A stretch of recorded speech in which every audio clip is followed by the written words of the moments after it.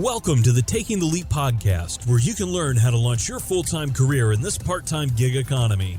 No matter what career you're in, you have the potential to be the best version of you and overcome whatever obstacles stand in your way. And now, here's your host, the CEO of Bonvera, Bob Dickey. Welcome back. Super excited to be able to spend some time this afternoon with a good friend of mine, Grant Webster, formerly of Ohio, now of Knoxville, Tennessee. Grant's got an incredible background, and we're going to dive into a whole bunch of things, but Grant and I have been friends for many years and also partners on a number of different projects. We worked together at Crown a couple of years ago, and I've really enjoyed watching, Grant, the way that you process, the way that you live life. Right? You're very intentional. Got an incredible success story, and I want to just open that up and ask you some questions about your journey, and because I think that you view the world a little bit differently than a lot of folks. I know I've learned a lot from you when we've traveled. We've traveled to Asia together many times. We've Singapore, Taiwan, Hong Kong, and we've had a fun time getting some great tailored suits, bespoke suits there in Hong Kong. But it's on those journeys where we've spent so much time together in airplanes, and where we've had late nights of just being up talking. But just to give folks a little bit of your background, you're the CEO and founder of LaunchThought, and you are a consultant to a number of technology firms in Silicon Valley. You have a very impressive educational background. We'll dive into that in a little bit, but I think you were doing something that was very unique a number of years ago before it was in vogue, and I want to talk a little bit about that. But you've worked with a lot of really cool companies, and I've obviously enjoyed being able to work with you. But one of the things I'd like to talk about, maybe dive into right now, is there's a Wall Street Journal article just this last week, and the title of the article was "Therapist or Coach? The Lines Are Blurring," and it really got into the aspect of business leaders seeking out coaches, and how it is almost a calling card of success for a senior business leader to say, oh yeah, I've got a coach, I've got a therapist, they're helping me through these particular issues, where I think a number of years ago, people wouldn't have openly said, oh, I've got a therapist. I don't know if it's because of there's a show on television called Billions, right? And there's a character in that show that helps these day traders in Wall Street or private equity guys maximize their potential, and so it mentions that here in the article. So I don't know if that has anything to do with it, but I have in my career experienced a number of coaches that have really helped me, mentors that have helped me. But with all the things I've said about you, you're 31 years old. You're a millennial. And for you to invest the amount of time that you invest, and not just time, but also resources, and going out and strategically finding the best coaches and the best mentors for you, it's been a game changer in your life and your career. Can you just tell us a little bit about that? How did that get started? I think first, Bob, thank you for all the kind words that you said. I'm really grateful for your friendship and all the time that we've been able to spend together. I've learned so much from you. And I think that's actually, I think part of the journey is realizing how much you can benefit from being around other people. I mean, it's the common phrase about you're like the average of the five people you spend the most time around. And I think just as in life, realizing when you're around people that are operating at a high level, that have the kind of life holistically that you would aspire to, with their family, with how they work and how they operate on a day-to-day basis, those people that you're around make such a huge difference in your own life. And I think I realized that. I mean, even being around you was an example of like, okay, leveling up. You were a leveling up relationship. And I think that just experiencing that, realizing like, wow, relationships and the people that you're around really do make a difference. It caused me to start being more strategic about who I spend time with and how, developing relationships. But then I also realized that there is a difference between mentors and friends and coaches. And I actually remember having lunch with my pastor once, and I was just discussing some of the things I was thinking about in my business. And up to that point, I'd had several incredible mentors, people that just took me under their wing and invested so much in me, taught me a lot, were very generous with me. And those were fantastic relationships and extremely formative. And up to that point, I'd not had any kind of coach that I specifically hired. And I was talking with my pastor, and he was like, have you ever thought about getting a coach to work with you? I mean, I was describing some different kind of leadership challenges or, difficulty with hiring people and these different things. And he's like, well, have you ever considered hiring a coach? And I was like, no, I haven't. I hadn't considered hiring a coach. Right. And he started telling me about how he had several different coaches. He had like 3 or 4 coaches that worked with him on different things. And my pastor's also a pretty accomplished athlete. And he has coaches working with him on specific aspects of his fitness. And so it just started making sense to me. And he actually connected me with my very first formal coach. And it was an immediate game changer for me to get in there and experience somebody kind of coming in from the outside. I think one of the advantages of friends and mentors is they know you, but they're also your friend or mentor. And so sometimes they don't say things or maybe not even notice things just because they're close to you and maybe they're afraid to speak truth to you. Yeah. I mean, well, good friends do speak truth. And I mean, it's friends do that, but I think there's something about a coach where they can give you just unvarnished, unbiased, and also external perspective. They can come in from the outside and they can sometimes see things more clearly than you can on the inside or even your inner circle, because even your inner circle close friends can be caught up in it. So it was just right away engaging with this coach, which was expensive at the time I'm going to, start paying this coach to do it. And it was, I think several month engagement. I remember when you were telling me about it, I was like, wow, I didn't know too many people your age that were investing that kind of money in a coach. And you hear people say, "Oh, I've got a mentor, I've got a coach," but you are literally putting money on the line, saying, "I'm going out and hiring who I think is the best of the best." And so, share with us you said it was an immediate game changer. What did you see? Was it different perspective? Were you able to see your life through a different lens, a different angle? Were there obstacles that you were trying to overcome that you're like, now you had new insights to be able to? Because I know at the time you're scaling your company and it was growing. So yeah. So I guess one thing I've learned since, as I've been further down the journey of working with coaches, is that one coach isn't necessarily going to address everything.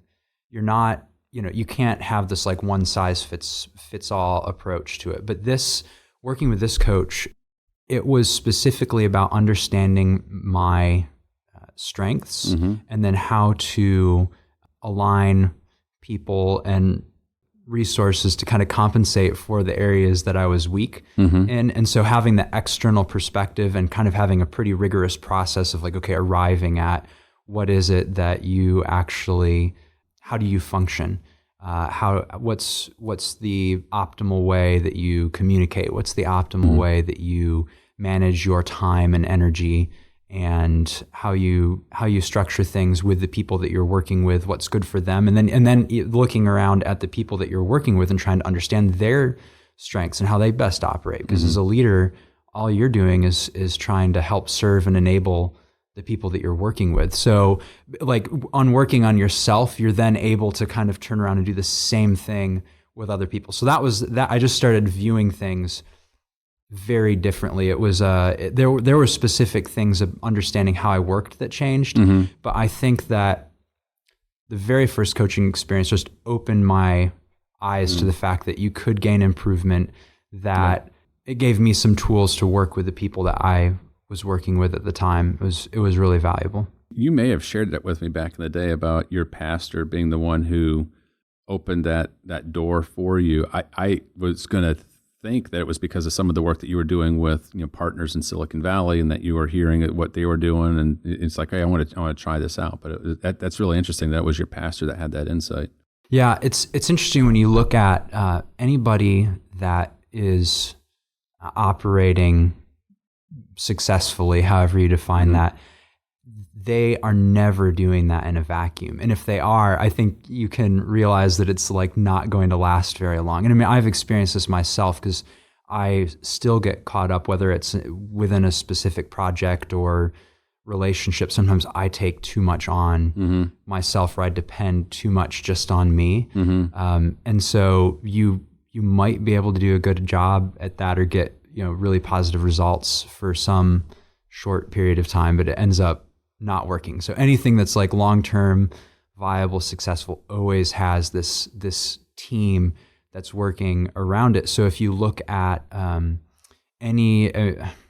there's a lot of bad examples in like athletes, but look at a professional tennis player. They're amazing because they have somebody that's working with them on their nutrition. They have somebody that's working with them on their form. They have somebody that's working with them on their fitness. They have somebody that's working to correct, imbalances in their muscle groups. And they have all these, I mean, they have a masseuse. Exactly. They have a little bit of an entourage, and in the entourage, if you're thinking about it the right way, it's not some kind of ego trip to have all these people. It's really like realizing, like, look, on my own, I do not have what it takes to be successful or perform at a high level in this area. I need other people to come alongside of me and help me, and make up for my weaknesses and tell me what I'm not noticing, and specifically correct things that are wrong. Watch specific areas. So I think you just see that as a pattern. And then I started realizing, I started getting into it and talking with more people. I would realize, like, oh wow, they're working with a coach, or they're having somebody help them on a specific thing. And maybe it's not a coach. It could be even you want to accomplish something specific in your business, a specific initiative or project. I mean, the way you do that is to answer the who, not how question. It's like, okay, find somebody that can tackle that. Right. So what would you say to somebody who's maybe early in their career, they're looking for their first coach or first mentor? What should they be looking for, and how can they go after somebody and create a relationship where they're getting mentored? And even for that matter, I mean, what about somebody who might be mid-career or late career, somebody who doesn't have the disposable income that maybe you have to be able to spend thousands of dollars, tens of thousands of dollars on professional coaches, but they still want to be able to lever up? And there's all sorts of examples, I think, in life where you can have a great mentoring type of relationship with somebody that you're not paying them, right? And what would you recommend to those folks? Absolutely. I mean, my mentors have and are so critical for me. I think, if I look back at maybe mistakes or just things that if it's like learnings from working with mentors, I think one of the things, and this applies whether you're working with a mentor or with a coach, this idea that one coach, one mentor, one person in your business, you're not going to hire this unicorn individual that can solve every problem or address everything. If you view them that way, you and they are going to become disappointed, and there's going to be stress in the relationship. And so I think that's one of the key things that I would say is not to view any mentor as being the end all of everything you're looking for. I think that a mentor, you can think of them a couple ways. There might be a specific thing that they do that you want to learn about. Like they're very effective at communicating, or they're very effective at putting together certain types of deals, or they're very effective at some type of managing. There's something, and so go at them for that, but be careful not to take everything that they are, and you have to recognize that you are your own person and you're designed probably almost certainly differently than they are. So even if there's one area that you really admire, just recognize that you shouldn't try to replicate their whole life. That was like a really key learning for me as I went through several different mentoring relationships. I would find myself being like, okay, wow, this person's got it all figured out. And I would try to start emulating everything. From A to Z. Yeah, from A to Z. And then like realizing like, wait a minute, this doesn't work because like I'm a different person. So you have to kind of sift and take. The other thing, like mentoring relationships, I would distinguish them from friends. So you have to have friends that I ideally are like kind of two-way mentorships, like we were talking about a bit ago, where it's, you know, it's a relationship that goes two ways. You're both learning from one another. But also a friend is different than maybe a mentor where you actually say, would you please mentor me? And to do that, you know, it's interesting how open people are to that when you're persistent and when you ask. I think good leaders know that they have to be about enabling other people. They have to be about, they want to invest in others. And so what they're looking for is somebody that will actually take that investment and do something. Like if they deposit a gift to you, they want to see you do something with that gift. That's the litmus test. So you have to prove that you're going to be a person that takes the gift that they're giving and doing something with it. And one of the things about a coach is like you're investing in it. So even if it's costly to you, I mean, I would say to somebody, even if it is costly and it hurts, that would be something worth doing because you're invested then and you'll actually take those things seriously. But if you're working with a mentor, I would look for ways to invest in it and have it be costly to you, even if it's not money. I mean, ask to help. Can I help you with things? And even in that, not just asking to help, but like helping them, you know, like learn as much as you can about the types of things they're interested in, the things they're researching, you know, stalk them on social media and understand what it is that they are thinking about and pursuing. And if you, even if it's as simple as finding an article that could be really relevant and sending that to them, just constantly looking for ways to be a value add to them, knowing that it's disproportionate. You're not going to be able to give somebody that is mentoring you at a high level what it's worth at that time. And that's okay, but it's really more about you showing that you are invested in it and that you'll take what they are giving you seriously. You'll treat their gift responsibly. I think you hit the nail on the head with that last comment because, you know, everybody's life today is so busy, and anybody that you're going to reach out to and ask to mentor you, their life is probably much more complicated and busy than yours, and their time is extremely valuable. They've got a plethora of things and people asking for their time. So it is a huge investment for them to take a few minutes to a few hours for whether it's weeks, months, or, you know, sometimes a mentorship relationship could last for years. That's a massive investment. And if they realize that because I think everybody wants to do something that's going to outlive them. They want to be a part of a cause that's bigger than themselves. I've never met a successful person that did not want to help others around them. And if they realize that that is going to be time well spent, and this is a way in which they're going to be able to help the next generation or help somebody else and they're paying it forward, they'll willingly do it. But if they feel like this is falling on deaf ears and the person is just there because they want to walk away and say, hey, guess who my mentor is? My mentor is X, Y, and Z. And literally nothing's being done with it, then the door will close very rapidly. I've seen some folks that have, I call it kind of mentor shopping, where they're looking to find somebody who will tell them what they want to hear. And then now this validates something that they want to do in life. Well, so-and-so told me that I had to do X, Y, and Z. I'm just like, okay, you've got a completely, disingenuous view of what mentorship is. The other thing that I would say that you touched on, and I've also been sharing with folks, is that I think we've now come to a spot in society where people understand that mentorship is really important. You hear it all the time. Whatever book you read, on any type of show where there's some senior leader they're talking about, mentorship relationships that they've had in their life. And so people throw that term around pretty loosely. But unless you have formalized a mentorship relationship with somebody, I think that a lot of times it just kind of gets glossed over. Well, so-and-so is my mentor. I'm like, okay, well, have you really sat down and said, look, here's my expectations. Will you mentor me? I want to be mentored. Here's what I'm going to do.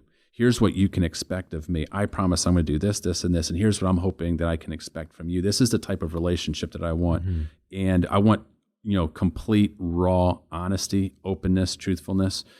I think that when you formalize that relationship and then you lay out expectations, it sets the table. Yeah, you have to define the relationship. Yeah, right. And I think it sets it up for greater success, as opposed to, hey, I went out and had coffee with somebody and it's my mentor. It's like, no, you had coffee. Yeah, you can get good nuggets from those coffee meetings, but I really do think that committing to a mentoring relationship, committing to actually kind of be someone's disciple is a different level of commitment, and that's where an immense amount of value. It's funny you talk about people are realizing it. I think it's just kind of coming full circle. You can look through all of history and the way that the next generation was equipped, educated, everything was always through some type of mentoring or apprenticeship kind of situation.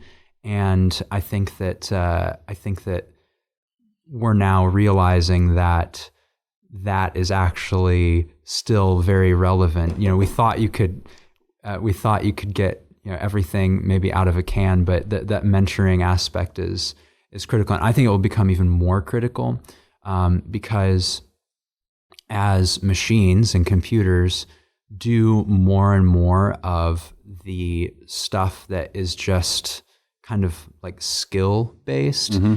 It's that like nuanced wisdom, creativity, intuition. Those are the spheres where the machines are going to have a hard time operating. And so that's literally stuff that you can't learn in like sort of a rote way. It's stuff that has to be transferred. So I think it's going to become increasingly relevant. I want to continue to talk about technology and how it's changing the world around us. It's something, it's a subject I'm passionate about and I talk about frequently. So I want to get your perspective on it because I know you've got some really interesting insights from your work with companies in Silicon Valley. But I want to rewind a little bit in your past and I want to talk a little bit about your education. So I know as a Michigan boy. I forget what you called it earlier, but I was laughing because I don't think anybody's ever said impressive or something. Whatever it is an impressive educational background because I think you were doing something that was somewhat risky, right? It felt risky. It felt risky. Still feels risky to me sometimes. And people understand why, right? So now I'm a Michigan boy. You grew up on the border of Michigan and Ohio. Michigan and Ohio, yeah. So would you call you're Michigan boy? Though, right? I'm Michigan. Okay. That's because my wife is from Ohio, and I call myself from Michigan, even though we're from both. Because if you were an Ohio State fan, I don't know if I could, finish the interview. But I know you're a Michigan boy, so totally. Okay. You have parents who went to the University of Michigan, a great pedigree there. You were homeschooled. I was. And you then, so this is, we were talking about it earlier, about 12 or so years ago, you decided you were going to go to do an online educational experience at Thomas Edison University out of New Jersey, which at the time, I mean, that had to have been kind of cutting edge of online distance learning. And it wasn't very, right nowadays, I mean, everybody seems to be doing some type of online learning. It's ubiquitous. 12 years ago, 15 years ago, not the case. But not only that, I mean, I have the ability to know you through your professional career, the things that you've done, the things that you've accomplished, the companies that you're working with. But you literally got to within a couple of classes of graduating and just said, you know what, my life is too busy. I don't need the degree. My company is growing, and you walked away, didn't finish. And I think there's a lot of people who'd be like, oh my gosh, you got to get that degree. You're like, nope, don't need it. And so I think to me, when I look at what you've been able to accomplish in life. And you're a shining example of kind of like this new age entrepreneur.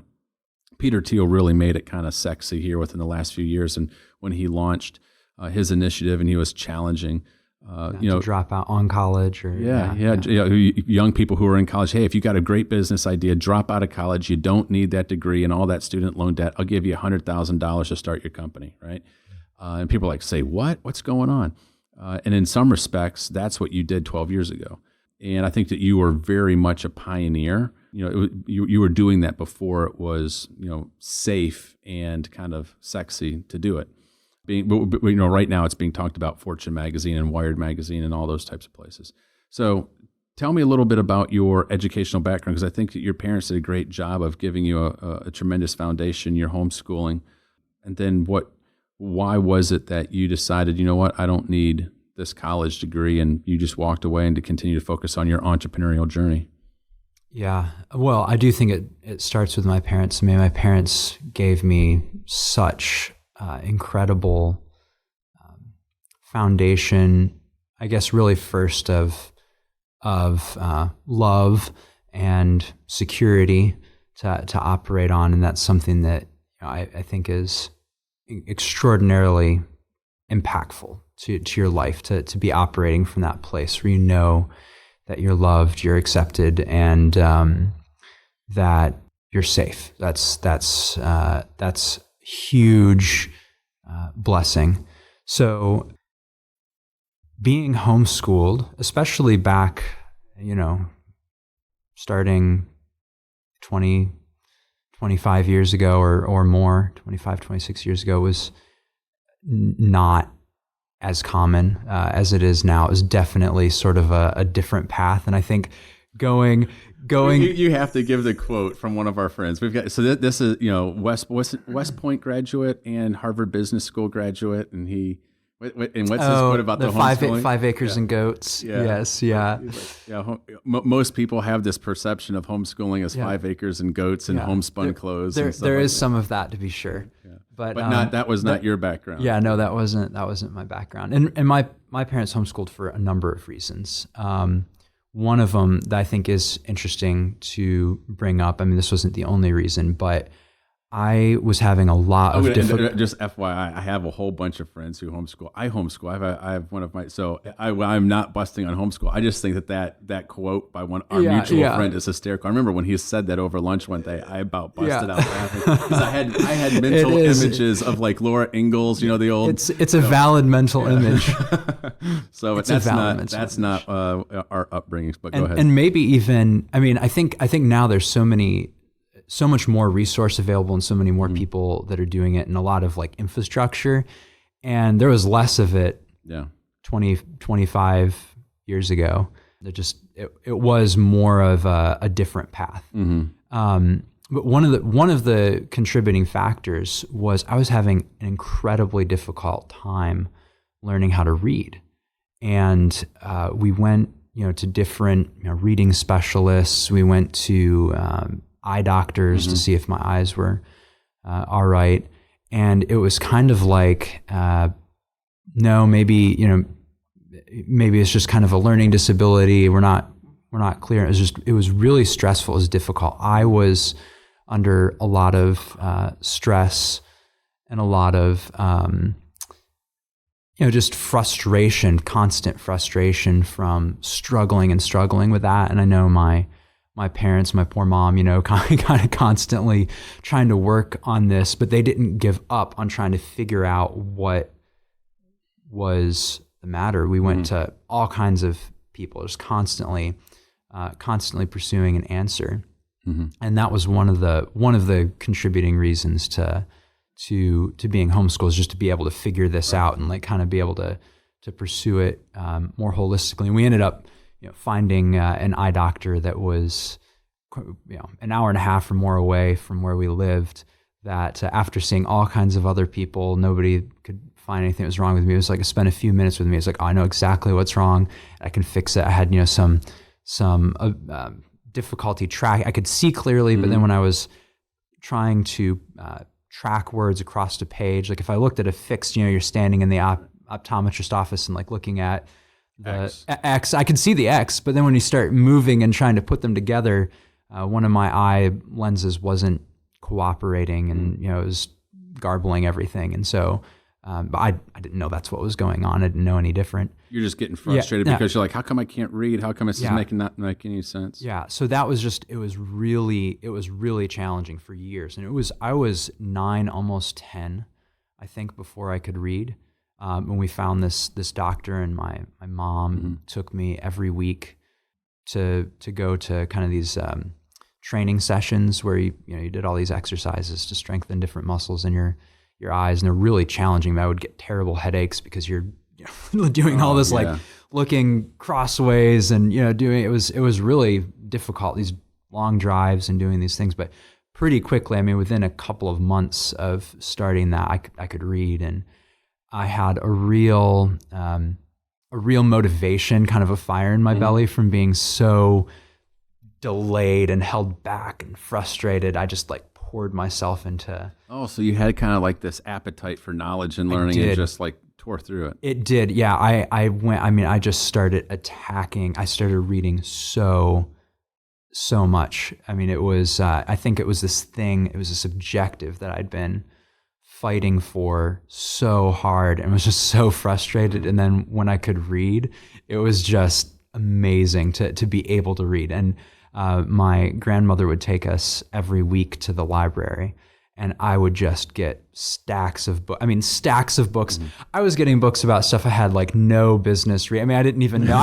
I was getting, business books. I was so interested in entrepreneurship and business. Even then, I'm like 10. I just learned how to read, and I can remember getting this like Jack Welch book on management and reading it. And I probably didn't understand hardly anything, but right. I was just like, I can read, and and reading all these things that are probably way above me, and about all kinds of different subjects. I was interested in the ocean, so I'd get these like textbooks about marine biology. Right. I was interested in kind of the CSI, crime scene. I was getting books about just everything. But I was so excited I could read. So I think that like variety and breadth, and just like I can read now, and literally running into the library and getting just stack of books was huge influential in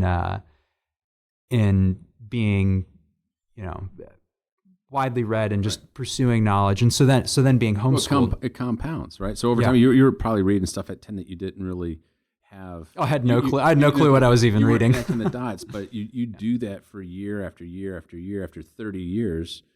All of a sudden, you have this mosaic of knowledge that all these dots are starting to connect, and you're able to make sense of it. I think that's one of the reasons why you're as smart as you are today. Is you are very, very well read. It's one of my favorite things that when you and I get together, we instantly like, hey, what books are you reading? Yeah, and we trade back and forth. And so I definitely want to ask you about some of those. But continue on. I'm sorry to interrupt you. Yeah. So the education. We were talking about education back then, right? Okay, yeah. So you're homeschooled. You're voracious appetite for reading. So I think that's one of the points, is that it's actually like this non-school stuff that has had the big. That's what I'm talking about. It's like I viewed this incredible appetite for reading because I couldn't for so long. It was so hard. Like that had such an enormous impact and still does on me, more than a class or a program that I was a part of. Like I view that as really critical. But then being on that path of homeschooling, which especially back then, I mean, there were people that were homeschooling. It was a valid thing, but it was different. So I think that probably inoculated me some to making choices that are a little bit off the beaten path. Because I was doing. You're already doing something that was a little bit unique. Yeah, I was doing something that was different. It was just the way it was. I mean, it wasn't. It was great. I thought it was super beneficial. And then I had this kind of entrepreneurial bug.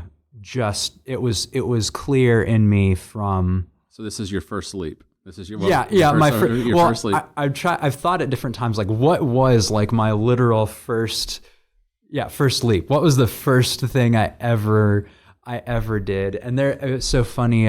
My daughter Audrey is selling the coupon books for for school, right? And so the other day I had this total flashback because she was practicing selling on me. I kind of coached her a little bit. Hey, here's how you can do this. Here's how I would kind of tee it up and ask. And so she was practicing on me, and it was kind of like one of those moments where I just like, all of a sudden I was back being about that same age. And I can remember my dad, I don't even know how it came about. I was interested, like I wanted to sell something, and we got, some catalog of, it was like wreaths and honey and, different things around Christmas. And I remember those. Yeah. And I sold stuff, and my dad helped coach me and we went, probably it was probably just like my grandparents and a few neighbors that bought from me, but still it was like, like 6 years old selling stuff. That was hugely learning the art of the deal, the art of the sale. Yeah, exactly. So, I mean, that was a huge point, I think, to just start doing those types of things. But it was even when your kid's like playing something, like what they're playing, I think is just so evident of maybe what they're interested in. If they're just carefree, what are they doing? I kind of try to be observant about this with my kids. It's like, what do they just gravitate towards if you're not coaching? Yeah, not coaching them, and like when you see that, okay, kind of help support them in that. I mean, I played creating businesses. I can remember making my own baseball cards, like drawing, like these aren't even real baseball cards, like making and like trying to sell them on the sidewalk to people that were going by. I mean, so I was just like, I was playing, having a business of some kind. So I mean, it was just like from the outset, that was something. And then, another big thing is I had like kind of pretty big lawn mowing operation. Seems like a great start for most American boys. I know I did the exact same thing. It was huge, and it started out when I was pretty young. I was probably like 11, and there was an elderly couple that he just had hit that point where it's like, I gotta stop mowing my lawn. Could you do it? And he was a huge stickler for detail. Like he was coming out and like measuring my overlap of the wheel between the rows and so I started, and then, over a number of years, like I mowed many of the yards in the neighborhood and had this kind of lawn mowing empire going. But that entrepreneurial thing was started, and all throughout kind of high school age, I kind of knew that I was going to do something in that space. I didn't know what, and I didn't necessarily know how. My dad was kind of pushing me more towards the technology front of things, because it was clearly a good opportunity, although even less clear then than it is now. I mean, now it's totally a no-brainer, but then the different paths and the ease of entry, I think, weren't as obvious.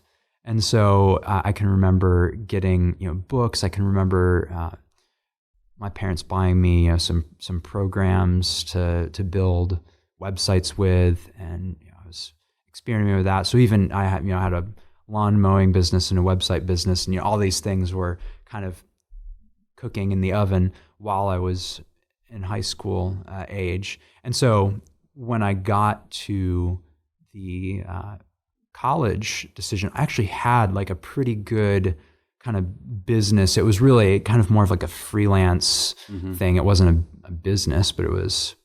You're making money. I was making my own freelance. I was doing work in software and websites, and it was. So the decision to go to do distance learning, was like, hey, I want to be able to keep my freelance business going. I don't want to go off to school.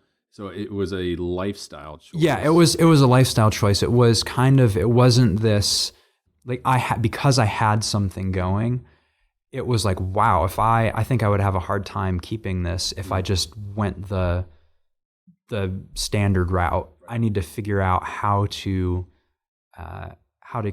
keep this and be able to still, like, I wasn't sure. I mean, I was interested in a variety of things. I mean, I was interested at one point in going to law school. I didn't know exactly what the future was, and I wanted to keep my options open. So that's why I was like, okay, optionality. I think optionality is probably one of my, like, it's It's one of my favorite words too. Key, it's like a key guiding principle. Nicholas Nassim Taleb, those books. I think I was attracted to that before those books, before he wrote The Black Swan, and then Anti-Fragile, which is one of my favorite books ever, actually.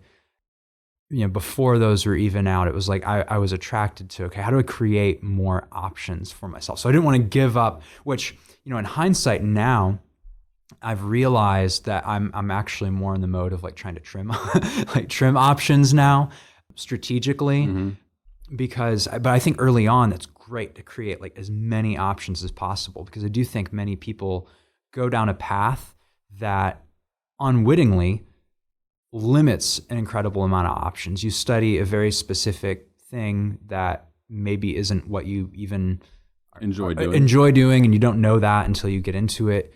And then you're kind of locked in there. You rack up a bunch of debt, and also you've just invested all this time. So then there's this emotional pull of like, oh, if I change. Yeah, the sunk cost fallacy. Yeah, exactly. So I think that that was something, thankfully, I kind of avoided, because I was very interested in keeping my options open. I was very interested in like, okay, how can I keep this business that I had going, which wasn't amazing, but I was definitely like starting to do pretty good. It was like, okay, wow, I'm like, I have like an actual like adult income kind of with my freelance stuff. And then I had, some opportunity to travel. I had a friend in China that invited me to come kind of travel all around China. And so I did that. It gave me the opportunity to do some of these things that were also incredibly formative experiences, and at a very young age started like opening up. Like I can remember, I think I was 20 when I went to China and spent like a month there, and I literally had like no plan.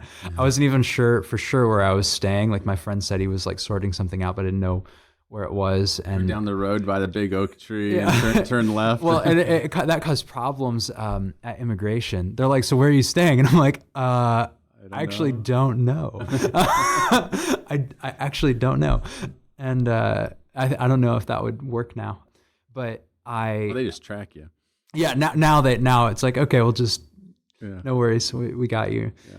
So I had some of these things. So doing the online learning was like really good option, because I was interested in these things. I wanted to create options open. I wanted to have experiences. And it was like really hard, because I was working a lot. I was balancing doing classes online and taking tests and having to study aggressively and do like I can remember actually while I was in China, I closed the largest consulting deal I'd ever had at the time while I was in China. I woke up in the middle of the night to be able to do this conference call with the COO of this company in Texas, and it was it struck me as it was a surreal moment. Yeah, I'm like, okay, I'm 20 years old. I'm like on the other side of the world. I'm hustling through these classes online, and so it created the opportunity to have those kinds of things. It was a lot to balance. So then I was chipping away at the school while building the business, and then it got to the point where I was going to get married, and I had just a couple of classes to finish, and the business going, and I was at a point in my life where it was like, wow, something has got to give, or I'm like gonna die. It was my health kind of started unraveling, and I was just spinning too many plates, and so I kind of did OODA loop. Okay, I'm observe, orient, decide, act. Okay, it's like, okay, I'm in a situation where literally the wheels are starting to come off the bus. I'm not able to continue. So you're just a pregnant pause here. Yeah. You were super successful. You had been intentional in designing your life the way you wanted it to be. You had made leaps. You're an entrepreneur, but it didn't scale. You had basically hit your max, and it's like time, money, family, all these things. It was just like the wheels are coming off, and you've got to make some pretty radical decisions. Yeah, exactly. And it's funny. I don't know. It's like the idea of success. Like there was success, but I now think of success so much more like holistically than I did. And it's like, when you look at the situation then, and it's funny because I've been in this spot like multiple times since, there, where you hit these growth modes where like stuff stops working, where yeah, it feels like, wow, the wheels are coming off the bus, the stress is at a high level, and it's like a signal. It's easy to take those things. I've even wrestled with this in some areas recently, where it's like, wow, am I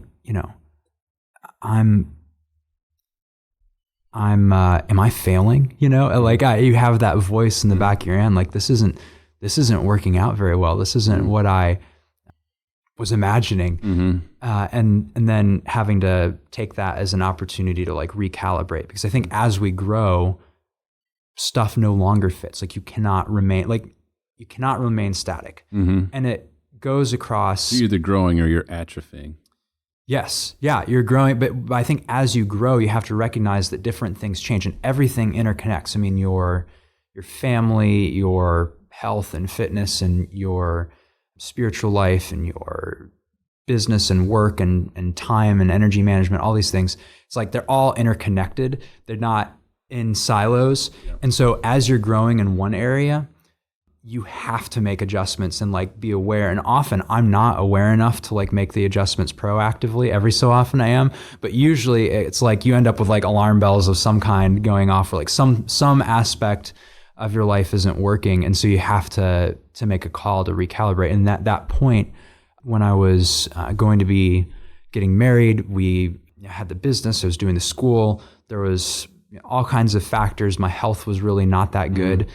It was like, okay, I can put this down and pick it back up. I can choose not to go to school, and it feels low risk, because if it doesn't work, I could go back. I can always go back. It's not the end of the world, but I'm going to choose for now, because these other things are more important in the family business. Yeah. And so I chose to step back, and I wasn't sure if it was just going to be for a semester until I got my head above water, or if it would be forever. And it's funny, I still don't know if it's forever. Maybe I'll figure it out. But it's the other side of that coin for me is I have noticed at different times, I think every entrepreneur has like moments of doubt where you're questioning, like daily, like daily or sometimes hour. I think it's the entrepreneurial journey. I think it's funny because like sometimes I can start the morning like, oh, this is going to be great. Things are really good, and then like a few bad things happen. You're just, are we going to make it? I don't know if this is. So one of the things I've noticed, and I've actually written this down, that if I start thinking this way, I need to like evaluate. Like it took me years of having this recurring thought pattern to realize it was a pattern. And it's sometimes I start worrying, like, is this all going to work out? Is this, or maybe there's some big setbacks of some kind. And it's like, what's going, I'll like literally start figuring out, so maybe I should go finish this. And I'll look around at like, what was a couple classes I could take to finish this out. I realized it's like some kind of like default defensive position that my mind goes back to. Where you're retreating back to, it almost feels safe, right? Yeah, exactly. So I actually deal with this regularly. I mean, where it's like, why do you feel that that falling back to that point seems safe? Because it's not like having that degree is going to offer you any more income earning potential. You're just going to have something to hang on your wall, right? Well, exactly. And that's the thing that I think it's an untruth. It's a lie in my own mind that I have to battle and wrestle with, that there's this external thing that can somehow grant me safety. And that's like not true. But what I'm saying is, even though you're facing an obstacle in life, and the defense mechanism, the retreat mechanism is, go over here, stop what you're doing, don't face that obstacle, don't face that fear, but go back over here because this seems safe, this will provide for you. When in reality, when you really look at it, it's like, no, it won't. It literally provides no value, but it's easy to do. It feels safe. It's socially acceptable, right? Exactly. It checks a lot of those sort of comfort boxes where like, most people would say this is a good idea. Everybody will agree with this. Everybody will say this is a wise decision. Exactly. And so I guess what I'm saying is like, I still, with all your success, you still I struggle still with that. default back to that, where I'm thinking, should I go, should I go do this? Is this going to do something? And I like think that way. And like, it's happened enough time for me now, or if I find myself falling into that sort of like thought pattern, I have to like fight it and remind myself, it's like, no, my value isn't in getting this piece of paper. My value isn't found in that. Like, people won't, love me more because of that. It's really interesting. I mean, I've known you for a long time. I never knew that about you. I mean, you and I have tried. I never knew that was something like a default mechanism that you would like retreat to and went on bad days. That's really I definitely default back to it, and I think the key is to like recognize that happens now, and like when that happens, like tell yourselves the things that are true about that situation. So I interrupted you. Tell me about the things that you tell yourself that are true that help combat that negative. There's like a doom loop, a negative loop that's playing in the back of your head, right? And you combat that, because I think that happens to me. It happens to anybody who's on an entrepreneurial journey. Anybody who's going to take the leap is going to have that, right? Those little voices, those little untruths in the back of their head. And I just want you to share how you combat that. Yeah, well, I think that the very first thing is to recognize that it's happening, because I think that I can sometimes go, I mean, ideally it's seconds, right, where you realize you're starting down a bad thought path. I had this last night. I don't see, it's so funny now, I don't even remember what the set of circumstances were, but there was like a few life things that didn't work out super well or whatever, and I was like running just like a little bit frustrated. And I realized like I kind of like took inventory. I'm like, wait a minute, I'm like feeling kind of irritable, and like identifying that that's happening. And sometimes you can do that in seconds, but sometimes I've gone days where you're in a loop in the back of your mind thinking about something. So I think the very first thing is to like get above the situation. That's where I do keep going back to the OODA loop. When you're in a situation, it's something that the military, John, we'll have to look up and put in the show notes his name. It's a fighter pilot. He's a fighter pilot. I can't think of his name. War, yeah, but he developed this observe, orient, decide, act. So it's like observe. The first thing when you're in a situation is to just like situational awareness. And I think that becoming aware is the first thing, and like constantly checking in with yourself and realizing what path you're on in your mind, because it's easy to just not. It's easy to just go with the flow and be frustrated for a long time and not realize it. So checking in regularly, and even like now I'm starting to create in my day like a lot more times where I actually reflect. Like one of the things I've started doing less of is listening to stuff in the car. I still listen to some books or some podcasts or things, but I deliberately create, at least a couple of the times I'm driving each day, I do not listen to anything. And that's this opportunity to like kind of check in and go, okay, what am I thinking and feeling? And then orient yourself to the things that are a problem. And so if you're thinking something that's not true, it's like, okay, identifying what that is. Okay, I'm thinking this. And then decide what's true about this, and what am I going to do about it? Yeah, or what am I going to do? And sometimes it really is more of a thought exercise. So I know that my worth and value does not come from what I do. Your paycheck, your titles, your business. You and I have had some really good conversations on this. You have to remind yourself that that's the case. I mean, I believe, that I am made by God and put here on this earth at this time, and I'm a child of God, and that's my identity. And so, like defaulting back to that's the only safe place that actually works and doesn't have holes in it. So orienting yourself to that truth, but also there's like practical things. So sometimes it's like, okay, I'm really anxious about this. I'm just going to take just a minute and like just write down what I can do about it and what I have absolutely no control over, and I'm just going to let go. Right. And just doing that and then being willing to move on from that, and then take action on the things that you can act on related to that. And so that loop is something that like I really do try to think about a lot. And I also do reminders, like, so that OODA loop thing, I hired an artist. Colonel John Boyd, by the way. Boyd, okay, I started with a B. Air Force Colonel John Boyd. Really has had a huge impact on me. I hired an artist online to design a poster. I'll send you one. Nice. That's OODA loop, and I look at it. And I also will put things that are true on my phone lock screen. So, and I change it regularly. Maybe whatever it is I'm wrestling with, it could be a Bible verse or just some kind of statement that speaks to some of what I'm wrestling with, but that like forces me to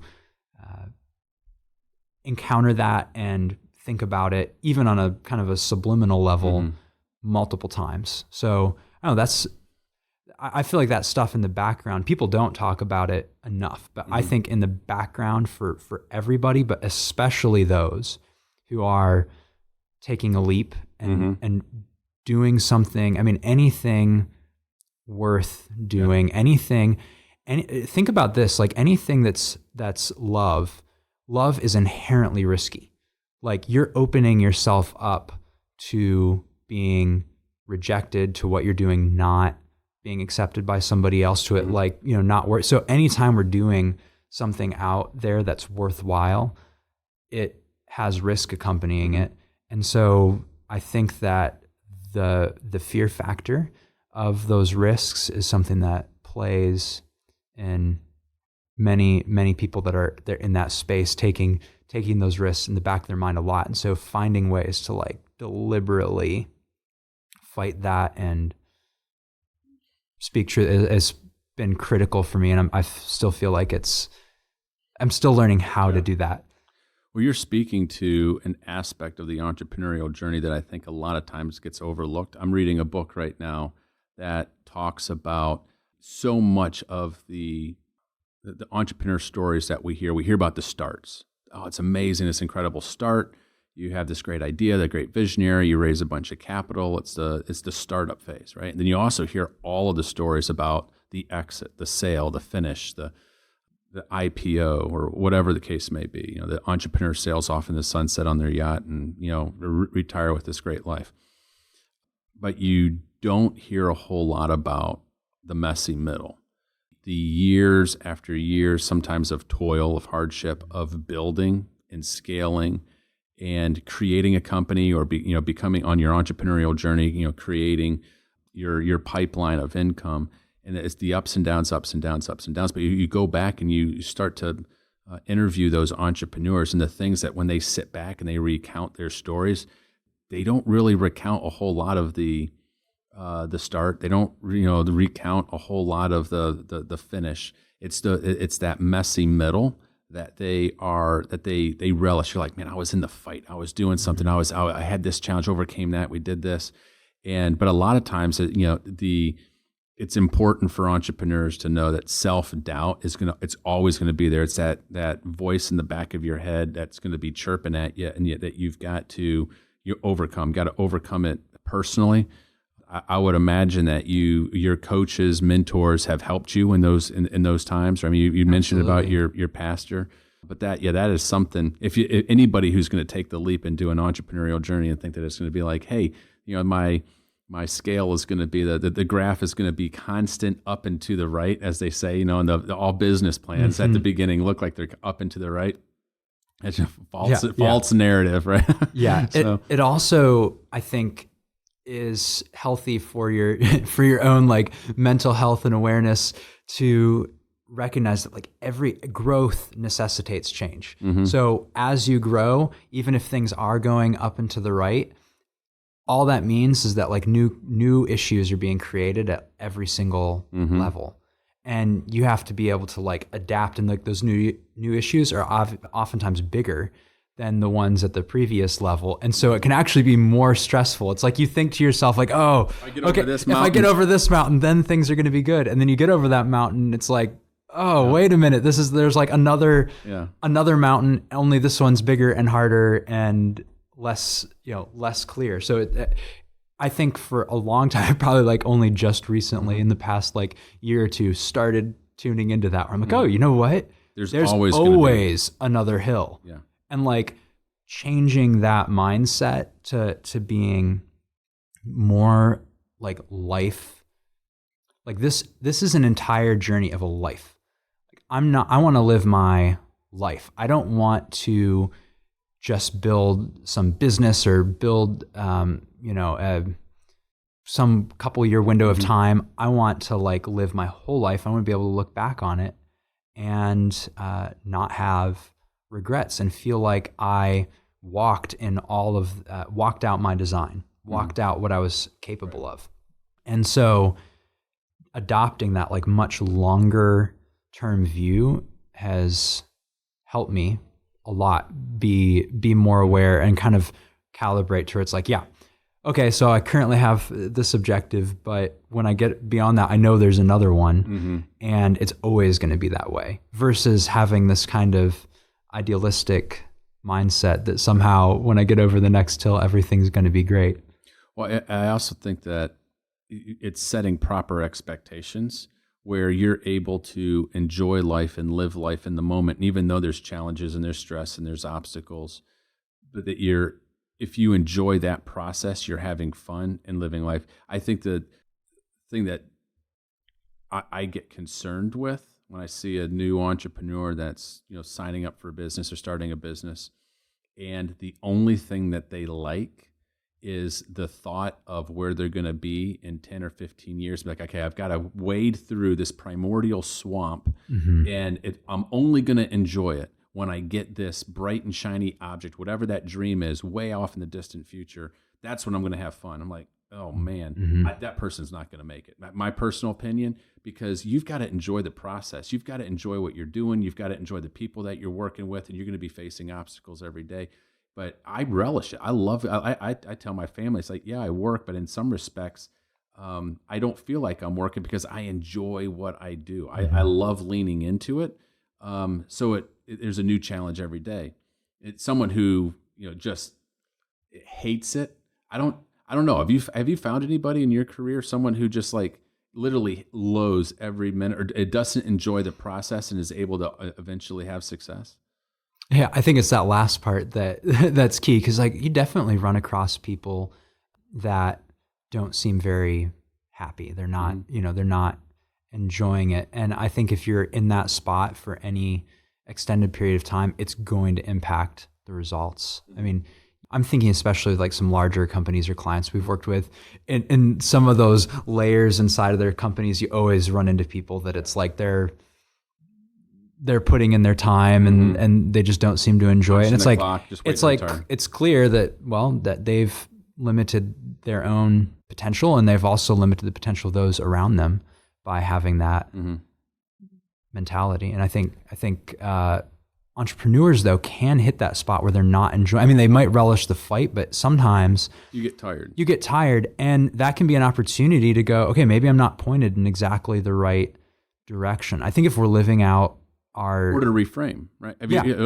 I'll reframe a challenge if there's something where I'm at, and for whatever reason, let's say I'm having a negative thought process about it, or maybe I just like you said, you're going to get down the dumps. You're going to be stressed out about something. But if I can reframe it and look at it through a different lens, and one of the things that for me, since education and learning is such an important part of my life, one of the easy things that I will do be like, you're getting a more education here. These are new experiences that you're going to be able to leverage. You're learning from this. You're going to be able to leverage this later. This is making you a better leader. This is making you a better CEO. This is right. And then when I look at it through that, I'm like, oh, I'm getting free education. I'm getting a real world MBA on X, Y, and Z. Yes. And then all of a sudden I get excited. So it's interesting how from a psychological standpoint, you can reframe an issue and unlock a whole bunch of energy and excitement around it.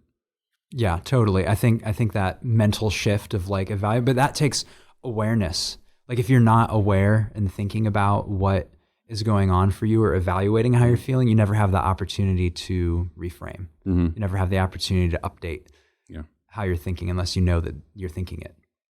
One of the things you had mentioned earlier on the OODA loop, and I absolutely love that, and an area where I find, since this is the LEAP podcast, and we're talking about people taking the leap, and that in of itself requires action, some type of acting, right? For those folks who would, or people who, observe, orient, decide, and then stay there and and never take the leap, never act, never take action, be like, I know I need to do X, I know I need to go do this, but I'm too afraid. It is extremely painful to watch somebody who's stuck in that spot. And I've watched people who have been in that spot stuck for years, afraid to act, afraid to make the decision. For me, one of the things that I've found is that's living a life a lot of times being reactive. Right? Life is happening to me. I'm not in an empowered position.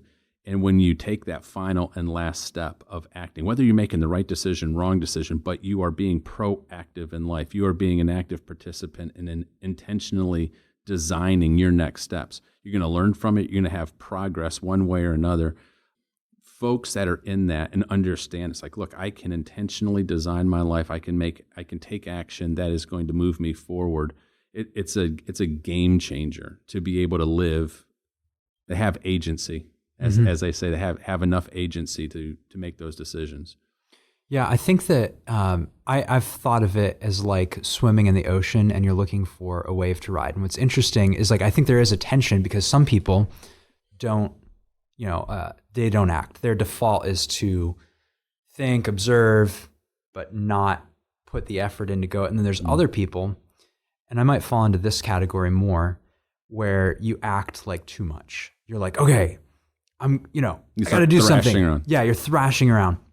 And what's interesting is in both cases, you can miss the wave. If you're sitting on the beach, like wondering when a good time to get in is, you're going to miss it. And if you're out paddling around all over the place, looking for the wave, looking for the thing, I'm going to go try that. Yeah. You're also going to miss it and you're going to get exhausted. I mean, I've wasted a ton of energy and money and time, like chasing things that weren't the wave, that weren't exactly right. So I find it to be really aware of like that tension of like, what are the things that I can be doing that are moving me forward, that are placing me in the water in a position to kind of capture the wave. So one of my mentors talked about it also like being a bear. You got the bear over the trout stream. It's like you want to figure out how to be a bear over a trout stream.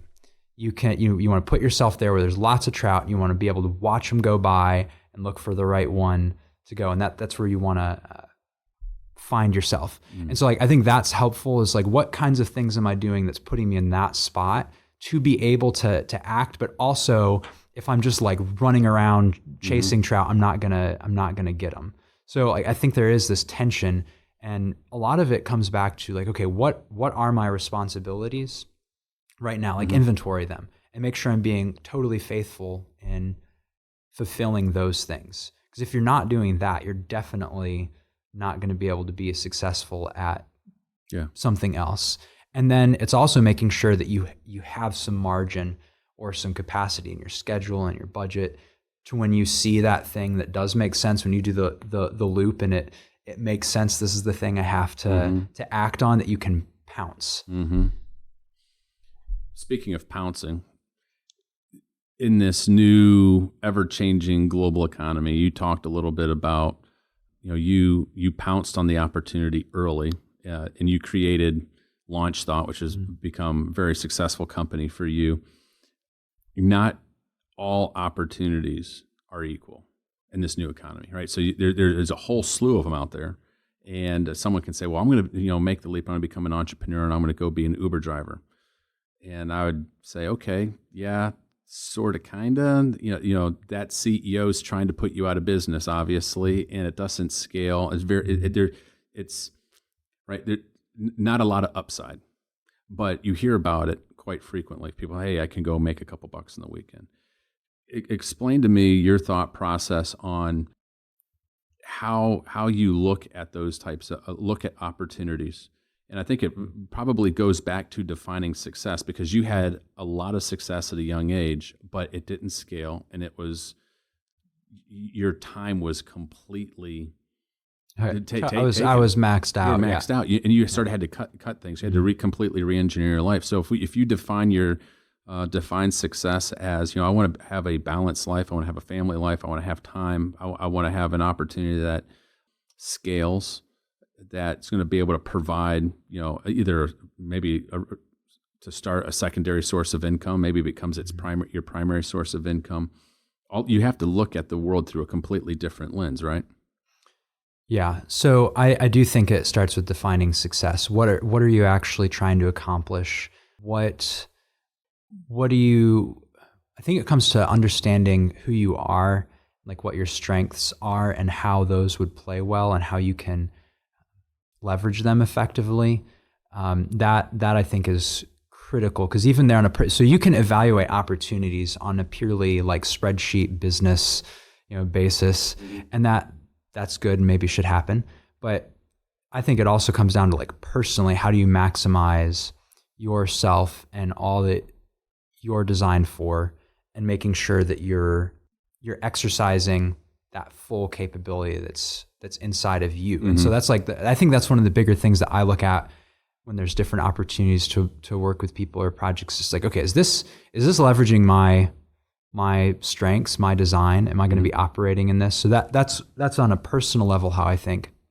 I think on like a platform and trend level, I think that we're in a time where things are moving very quickly.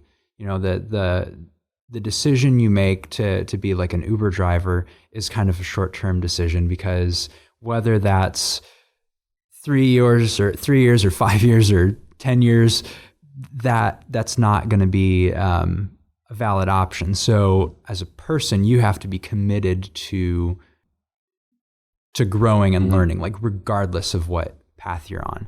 I also think there's a really good case for overlapping, and there's actually a good book. I think it's by Sean McCabe. We'll look it up and can give a link to it. But it's called Overlap. Okay, and it's a really great kind of story on how he built a very successful while he was like overlapping with just a regular job.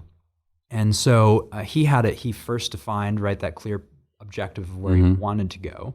But I think he had a family, and so there were some constraints where he couldn't just be foolish with his time. So he designed very intentionally a way to overlap the two objectives. And he was able to transition from the one into the other fairly seamlessly, and able to take on some risk on the opportunity side that he wouldn't have been able to if he didn't have the other. So I think that thinking about your design, thinking about where you want to head long term, exercising your strengths, and also recognizing that you don't have to get there all at once. Mm-hmm.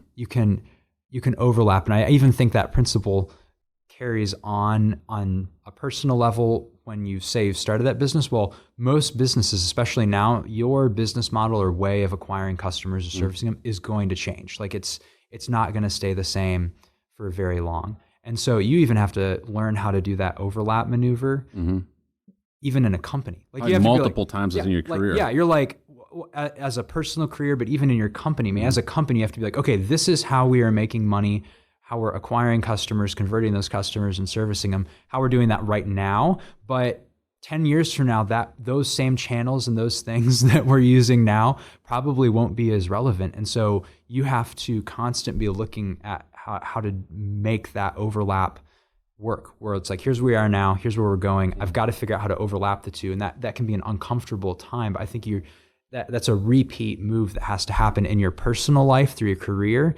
And even if you do start a company or business, figuring out how to keep leveling up and overlapping. I mean, you even see huge startups doing this. Uber, using the Uber as an example, it's like they started where it was just a service for high-end, black cars in a few zip codes in San Francisco. That was it. And then they kind of had to overlap to the next layer and the next layer. And their ultimate goal is to be a mobility company that's moving people and stuff from point A to point B on moving demand. Food now. Exactly. So soon packages. Yeah. So it's like that whole transition is an overlap that they've had to consciously move between those different opportunities. So I think everything changes, and you have to orient yourself to making an overlap move multiple times. We touched on the importance of being a lifelong learner, and then the importance of overlapping. Those are probably two of the key things that I have hardwired into Bondvera. Our entrepreneurs, a vast majority of our entrepreneurs are doing that overlap, getting started. This is their first entrepreneurial experience. Sometimes it might be their second or third.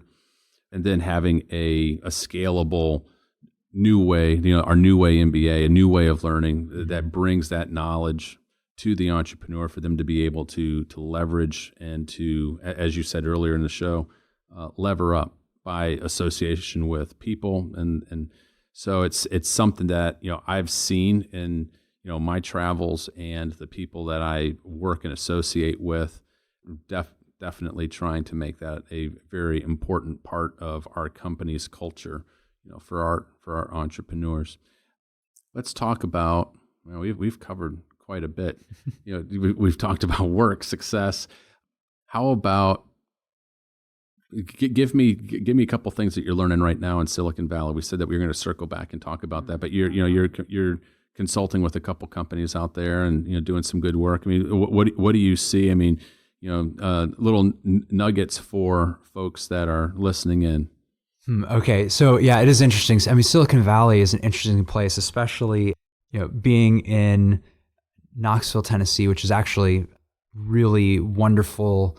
Forward. I mean, it's not the backwoods of anywhere, but when you go to a place like Bay Area, or you go to Hong Kong or China, where there's just like this incredible concentration of people and innovation, things do pop out. I think it's sort of a glimpse at the future in a way that we're not experiencing it here, because it's like a concentrated dose. Right. So funny thing that comes immediately to mind is, I enjoy running.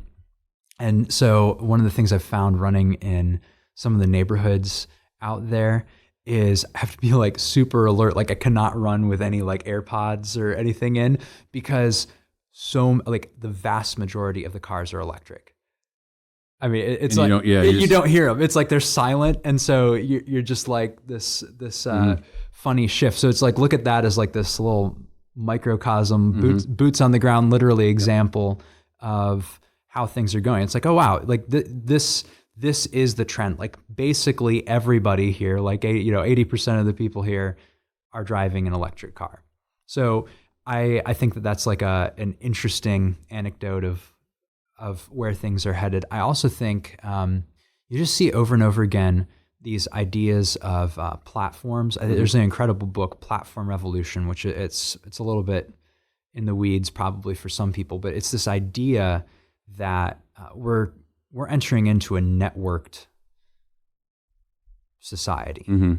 Early platforms, modern platforms, would be things like, you could look at like eBay or Craigslist or something, where you're disintermediating something that used to work much less efficiently, right, and putting it in a centralized place, creating a platform where the entity itself is not, they don't own inventory, they don't. They're just connecting. They're just connecting. And so that to me it's exciting. It presents opportunities and challenges, because I think everything is being platformized. So networks are becoming more valuable in this new economy. Absolutely. And I think the interesting thing is that scales. It's a kind of a fractal idea, right? Where you can look at it at different zoom levels and it's the same. So at a gargantuan opportunity like an Uber, an Airbnb or something where they're creating this networked platform. But I think it applies down even on an individual level. If you start thinking of yourself more as a platform where you're connecting, even think of I actually think of myself this way as like a concierge in a really nice hotel sometimes. I literally picture this when I'm working with my team or people. It's like, picture yourself being that concierge at a really nice hotel. It's highly trained, knows how to read people and understand what they want. And like their job is to facilitate the people that are their guests having a great time being connected with anything they need. And so I think on like a personal level, you can think of yourself in that way of like, how do I connect people to what will help them be more successful, whether it's information, whether it's a relationship or a connection. But like that is a thing that like that's what's becoming valuable, is those connection points. Well, connectors, right? So connectors in this new society have a tremendous amount of power. Yes, but influence. You don't have to be a multi-billion-dollar startup to be a connector. Like you can actually do that as an individual. You just have to adopt that mentality and be like, oh, this is my business model. This is my way of operating. And the platforms that succeed long-term are doing that in a really, I'll use the word like loving and kind of golden rule sort of way. I mean, I think you see this now where the platforms, even the ones that are super successful, I mean, Facebook's getting picked on a lot right now while we're recording this, but it's like there's a slight miscalibration. Like I think that they do a lot of good, but there is this like little miscalibration where it's not reinforcing, they don't have everybody's best interests. So the platforms that do have everyone's best interest at heart and are operating as a good faith actor to connect people with what they need, I think that has potential both on macro startup scale and on individual level. I think another just trend is kind of the monetization of Slack in every system that's out there. There's so many assets that we have, whether it's tools in your garage or your vehicle or your computer or just any asset, real estate, anything that's out there. There's a whole bunch of inefficiency and use. 90% of the time it's just sitting there not being used. Exactly. So Silicon Valley right now is examining every nook and cranny of life and trying to figure out how to get full utilization or as much utilization as possible and the most efficient utilization as possible of pretty much any asset that's out there. And so there's tons of business models to be had there. I mean, an incredible number of opportunities. I literally just heard something the other day. This is a micro opportunity, but there's so many people that are starting to work from home that there's a guy that's buying a bunch of like, Aeron Herman Miller chairs from businesses that are closing and like outfitting at-home workers with workstations that are less expensive, like, at a pretty good discount compared to buying it new. So he's going to offices that are closing and buying the stuff and going. But it's like that to me is an example of a latent asset that's there, and it's just like connecting it to the right people. And so in big ways and small ways, I think that's a huge piece of what Silicon Valley is doing. And really, if you look at AI and some of these kind of big, scary things, machine learning, AI, what those things really are doing is it's just statistics. It's how can we most efficiently organize this information or these assets to people's advantage. And that is going to create, I think, incredible efficiencies. Right now, there is so much waste it has environmental impact, it has cost impact for everyday people. And so I think that there's a huge amount of waste that's going to get taken out by what the folks out there are working on. Well, I'm passionate about maximizing opportunities around the house, household income, all sorts. I mean, that's kind of a sweet spot that Bonvera is speaking into in terms of, what does it look like to be a business of you? What does it look like to turn your home into a business? That right now is for most American families, it's a consumption, right? Yes. But how do you turn that consumption into a business opportunity? And it's the exact same play that a lot of, as you just mentioned, where Silicon Valley companies are saying, hey, how do we take these latent assets and turn it into a valuable asset? That's exactly the play that we have. And I think that being aware that this stuff that they're doing it's not like magic. You can literally do the same exact thing on your own personal level. Mm-hmm. So taking that mentality and putting it down on the relationship level or the individual level is totally valid. Like, look at, kind of deconstruct. Okay, what's working out there? Okay, these businesses are connecting people. They're looking to help people in these ways. Like, well, how can I do the exact same thing? Like, they're taking latent assets and making it valuable for folks to be like, okay, ding, ding, ding, yeah, ding. You can do this. You can do this yourself. Yeah, your home, your time. You have to inventory it and analyze it.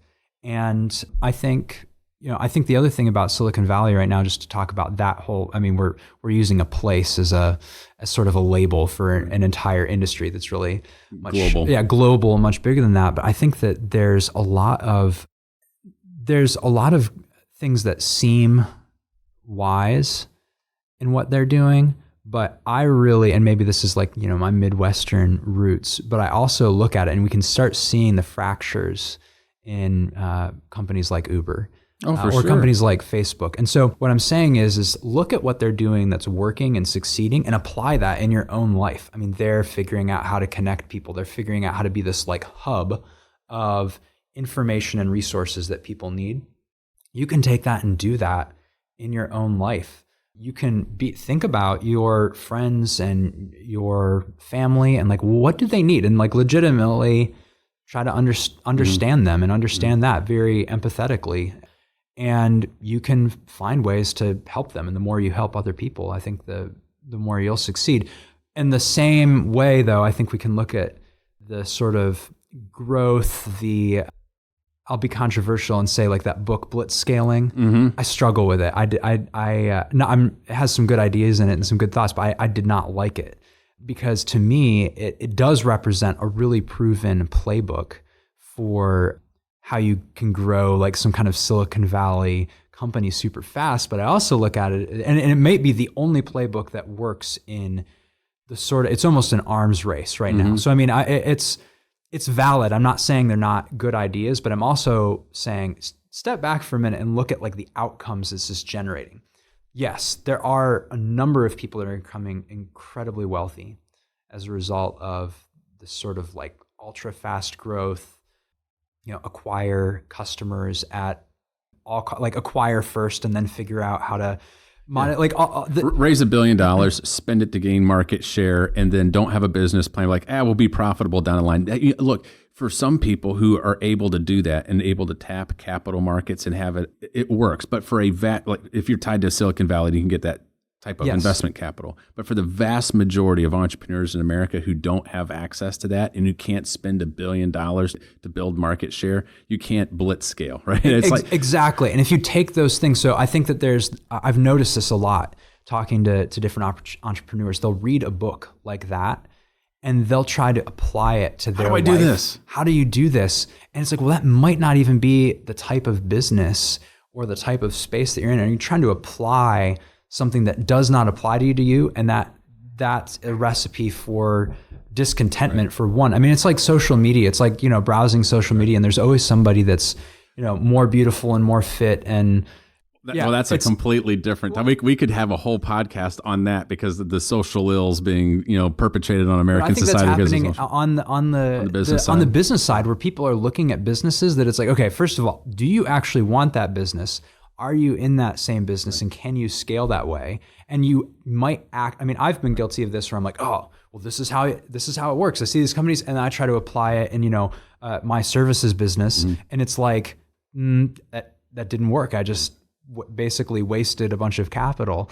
So the flip side of that coin. So let's say if you were to put blitzscaling on one side of the spectrum, right? And I've read the book. I think it's a phenomenal book for companies who are operating within that context and have access to that type of capital, and can be not profitable for years while they're burning other people's money.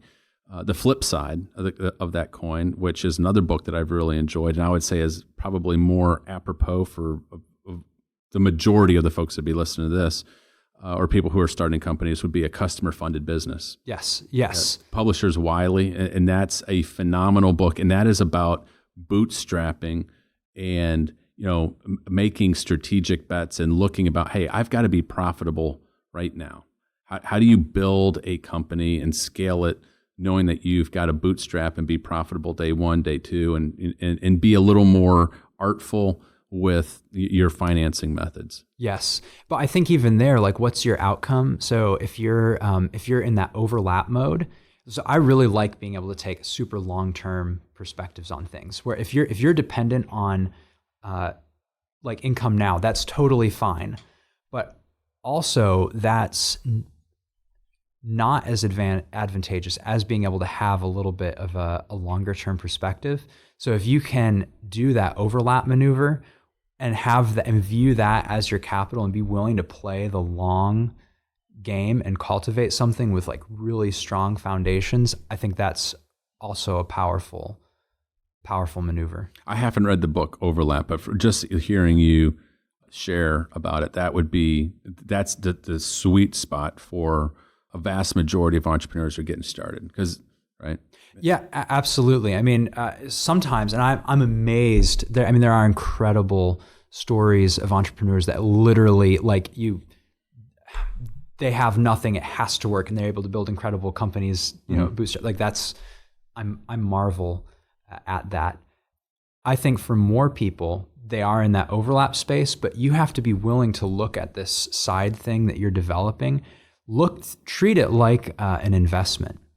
If you're having to realize gains from it right away, that's not wrong. But if you are able to figure out how to treat it like an investment that you're cultivating over time, building a pipeline of income. Exactly, you're building it, and you're willing to reinvest. I mean, something that I did early on to establish really strong relationships that led to a lot of business was, even when it did not make sense, like numerically, I would go visit people. I would fly to California. I would fly to, Florida. I flew to Tennessee and visited you. I mean, I would invest in that and be like, okay, yes, I'm spending a couple $1,000s doing this, and that could be straight profit, and that I'm saying goodbye to. But you're building relationships. But I'm building relationships. Taking a long-term view. I viewed it as an investment. I treated things that way so much. And I think that's when things really can start compounding. But you have to be able to overlap that. Very, very wise point to make. Because there are a lot of folks that think to be like, hey, I'm looking to make a couple $100 next month. If that's the case, you could be potentially led down different paths. Yeah. And there's nothing wrong with being in that spot. Right. Uber or something. But if you're wanting to look for something that's going to have long-term viability, that is a pipeline income. You and I talk about mailbox money. We've had lots of conversations about mailbox money, and creating those types of opportunities in life. It definitely, that does not happen overnight. It takes, you have to have a long-term view. You have to invest. You've got to build out the system. But once you get it right and hone it in, it becomes extremely profitable. And my experience, not only it's probably the most scalable, because then it provides a much more balanced lifestyle, right? So now the reason why you and I both love mailbox money is because the lifestyle happens. Yeah. Right. You're not. I'm not trading time for dollars, and you can literally, it's still producing for you while you're on vacation in Europe, while you're sleeping at night. And those are the types of systems that I think, for those who are looking for secondary sources of income that can become primary sources of income, It's a huge difference from going and looking at an Uber, because an Uber is never going to do that. Oh, no, I mean, that's just a transaction. You're taking time for money, which if you do need to make a couple $100s next month, that might be a great way to do it. But I think that viewing it as an asset and as an investment, it causes you to look at expenses differently. Completely differently. Like this is something that I didn't always think this way. And sometimes you can think I've thought too much this way at times. Mm-hmm. But I think that when you have a job, you tend to think of expenses in a certain frame. Mm-hmm. But when you're investing in a business, you have to think of money differently. I think of things as, are they an investment or a cost? And what is a cost is maybe different than what you would expect.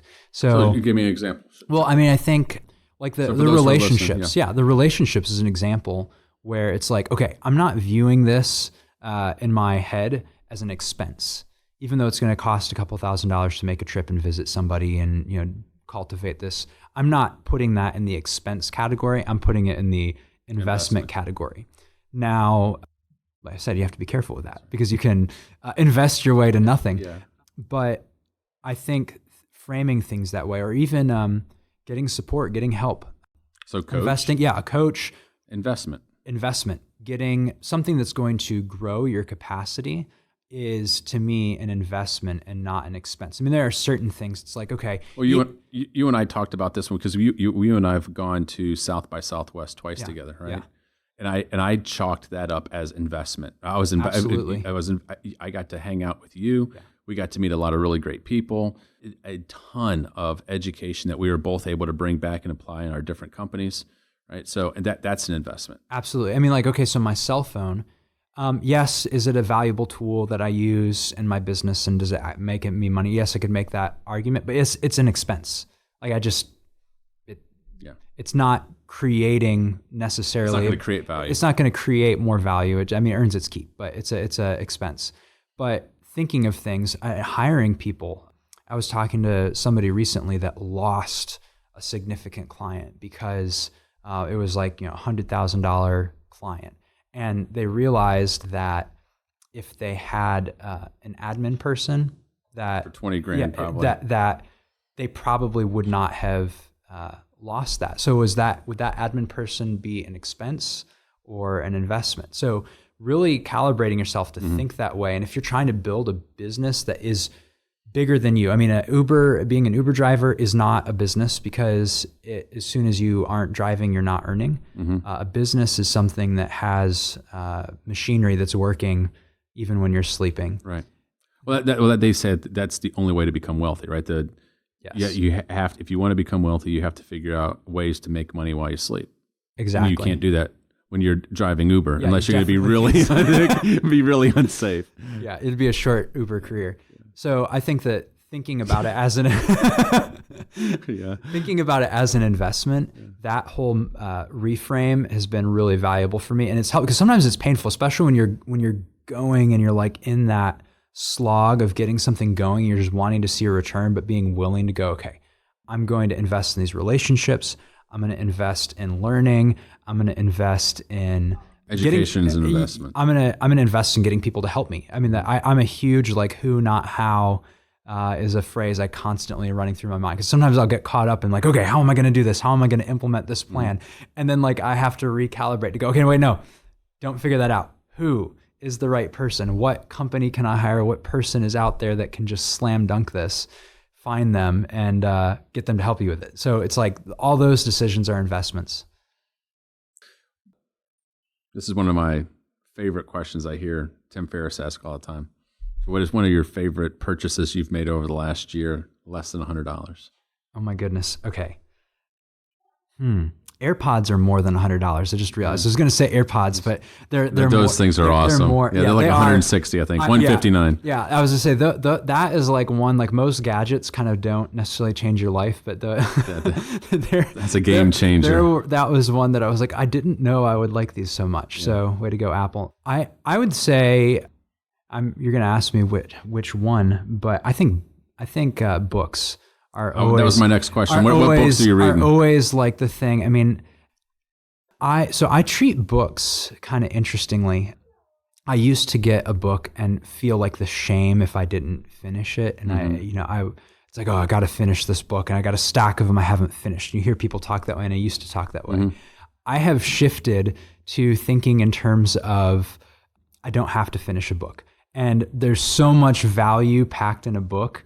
It's more about getting that one thing from it than it is about completing it. So I am literally, if you tell me that you read a book and it was helpful, I will go buy it. I mean, like, I can't tell you how many phone conversations I have like, oh, this is a really good book. Well, I buy it. And I might look at it and scan it. And if it feels like there's something that is pertinent to where I'm at right now, I will look more at it. And if not, but even just being willing to make that kind of like quick investment is huge. And having that mindset rather than it being this like, I've got to finish. And then if there is something that's super relevant, because there are books that I grab and I like read from cover to cover and take notes on and reread and whatnot. But I think it's just being willing to buy a book. Those are probably tease out a couple key nuggets from it and be able to apply it. I think the other thing, and this is once again veering away from your question, but I think that like experiences to me, and this is going to sound super millennial, I guess, but it's like, I don't know. I mean, yeah, I like stuff. There's stuff that I have that makes my life easier, happier. But like for me, I think that it's like maybe doing something. So like even going like a couple weekends ago, here we live in the Smoky Mountains. Right. It's beautiful. And I'm like, oh, I don't get out there as much. So just literally that morning we're eating breakfast and I'm like, Allison, let's go.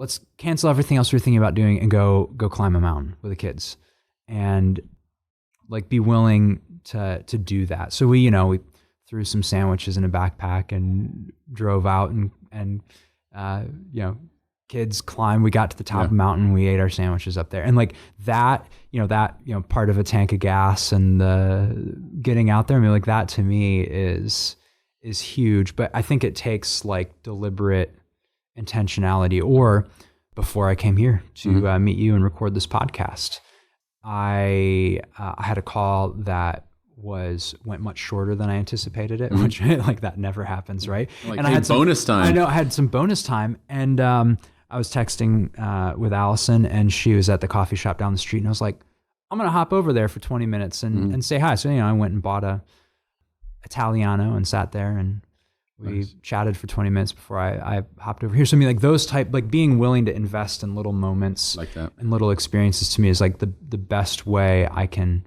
spend any extra money I have is those moments. That's great. Well, you and I have certainly had some really cool experiences and moments as we've traveled around the globe. We've got some funny stories. I think I'll never forget. We were in Taipei, right? We were in Taipei and we had just finished an event downtown and we were driving out. We were so tired, so delirious that in the back of the car, a whole group of us I've came never in. laughed so hard. Yeah. I was laughing so hard I was crying and we didn't even know what for. Yeah. And it was just, and then we rolled into the hotel with just a complete we looked like a bunch of drunk Americans and we did not none of us had been drinking. We were just so tired, so jet lagged that, I mean, anything that we said or did, we were laughing. I was crumpled up on the floor just crying. I was laughing so hard. But experiences for sure. I think being willing to save for stuff like that and do it, it's added so much to my life to have gone to other parts of the world and experience. Like, so I don't know, I would invest in those things. I also think that like anything that gives you some time, and if you actually use that time and take the time to like listen. So, I mean, investing in somebody doing your lawn. I mean, you can invest in people doing your laundry and it doesn't actually cost that much. But I mean, it's like taking those things and like freeing up some time, but creating that space. And then the trick is to actually use the space. Because I think that what we do is like, nature abhors a vacuum. So if we create some space, like we have all these computer programs and, cell phones and things that are like supposed to create more space for us, but all it does is like add all this volume and noise. But if you can do things or take moments that create that little bit of space and you actually use it to collect your thoughts, to write down what's in your head. I kind of like do downloads where I'm just like, okay, I just have to get like, sometimes it's like popcorn. I'm just like writing down random stuff. And then it becomes clear. What's most important becomes clear. I think anything you can invest in that creates space that you actually then use is hugely valuable. I couldn't agree more. Well, speaking of creating space, I just want to say thank you for creating space in your busy schedule to come over and do this podcast. It's we've covered a lot of ground, and I've been extremely impressed with how many books you've been able to drop into this. And so we'll definitely put all those in the show notes. Grant, you're not only just a great friend, a great guy, you're doing some incredible things in the world, and I definitely want to have you back on the show in the future for you to be able to talk about some of your work, and there's things that you're doing in Asia, things you're doing in Africa. Obviously, we're very proud to be able to partner with Crown and the Foundations for Farming and the I Was Hungry Project in Zimbabwe, and that's very near and dear to my heart. I know that you're helping out in that in a very substantial leadership role. So looking forward to continuing to support you on that journey, and looking forward to you and I still being able to stay in touch and work with each other. Yeah. And every single time we get together, I learn from you, and I appreciate your friendship. And for those of you who are listening in today, I hope you enjoyed our banter back and forth and the words of wisdom that Grant was able to share with you. If you have somebody that you would like to have on the podcast, definitely email our office and we will work hard to interview them. Please share this with your friends and family and those who would be encouraged with some of the things that we discussed today. And as always, we look forward to chatting with you next time on the podcast. Thank you for listening to the Taking the Leap podcast with your host, Bob Dickey. You can keep up with the latest on the podcast at www.takingtheleappodcast.com and bonvera.rocks. You can also find the podcast on iTunes, Spotify, Google Play, or wherever fine podcasts are distributed. Thanks for listening, and we'll see you next time on Taking the Leap.